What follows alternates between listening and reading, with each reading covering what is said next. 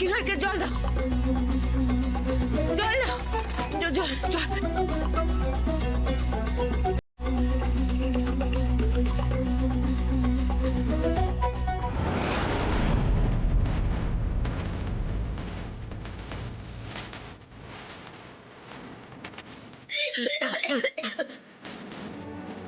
এই তো দেখছি সাংঘাতিক ঝাল লেগেছে। আরশি কিন্তু ডেঞ্জারাস, বুঝতেই পারছি এটা ওর কীর্তি। চিকেনে তো এত ঝাল ছিল না, এত ঝাল কি করে লাগলো তোমার? অরুণ, তাই তো? না মানে চিকেন তো আমিও খেলাম, আমার কিন্তু ঝাল লাগেনি। কিছু একটা করো, জল দাও না, জল দাও। হ্যাঁ, আমি তো জল দিতে ভুলেই গেছি। তুমি 5 মিনিট দাঁড়াও, আমি এক্ষুনি জল ভরে আনছি। 1 মিনিট দাঁড়াতে পারছি না, এত ঝালের। কিছু একটা করো তাড়াতাড়ি, কেউ কিছু একটা প্লিজ করো, খুব ঝাল। ওই ঝাল আরশি মজুমদারের ঝাল গো উপনীতা দি, এত সহজে সেটা মিটবে না। আমার আর স্যারের মাঝে নাক গলানোর চেষ্টা, হ্যাঁ দেখ কেমন লাগে। আর আমি তো সবসময় সবাই খেতে বসার পরে জল ভরি, আজ ওই টাইমেই বদমাশ মেয়েটা স্যারের পাশে বসে গেছে। ব্যাস, ভাগ্যও আমার সাথ দিয়েছে।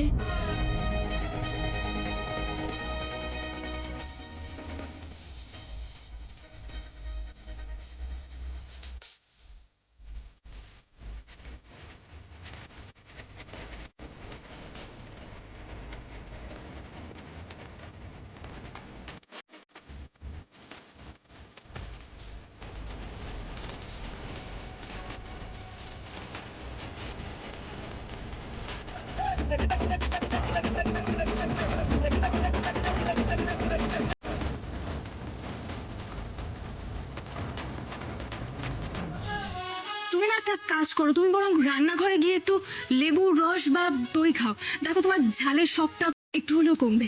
যাও রান্না করো, রান্না করো।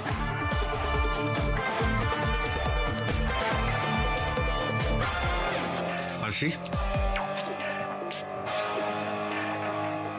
বলছি কত কেজি লঙ্কার গুঁড়ো মিশিয়েছ মাংসে? এখন তো শুধু ঝাল খাইয়েছি। বাড়াবাড়ি অনুযায়ী ওর ওষুধের ডোজ কমবে বাড়বে। আপনার সামনে আমার মতো সেটে দাঁড়াতে চেয়েছিল, আপনার পাশে বসে খেতে চেয়েছিল। আরশির সাথে বাড়াবাড়ি করার কি ফল, এবার সেটা হাড়ে হাড়ে টের পাবে।